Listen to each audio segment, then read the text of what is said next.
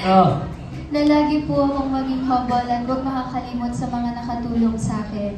So, andyan naman po lagi yung mga taong nagmamahal sa akin, nagpapaalala sa akin na matuto pong tumanaw ng utang na loob at maging marunong magpakumbaba sa lahat ng bagay. Kaya lahat po ng blessing na binibigay po sa akin, hindi ko po siya ino-overthink na, ay, ang laki ko na. Hindi siya nakakarating sa ulo ko. Parang iniisip ko nga na, ordinaryong tao lang po ako.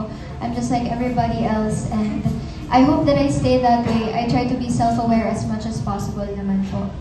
I'm sure, Angela, no, kung nasaan ka ng mom mo ngayon, she's guiding you. Kasi, di ba sabi mo sa amin, yan ang turo ng mom mo, na maging mabait sa kapwa mo, maging marunong makisama. I'm sure she's very, very happy.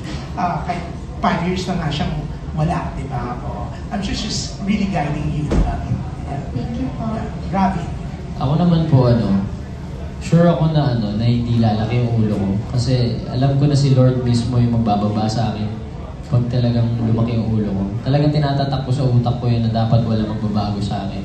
Kahit anong pelikula na yun, kahit mag-MMFF na ako, wala akong rason para magbago. Kasi wala naman ako dito kung wala yung mga tao sa paligid ko.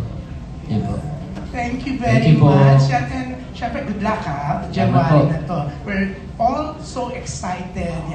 Si Direk, ang galing-galing niya. Talaga. Yeah. Thank you so much, Direk.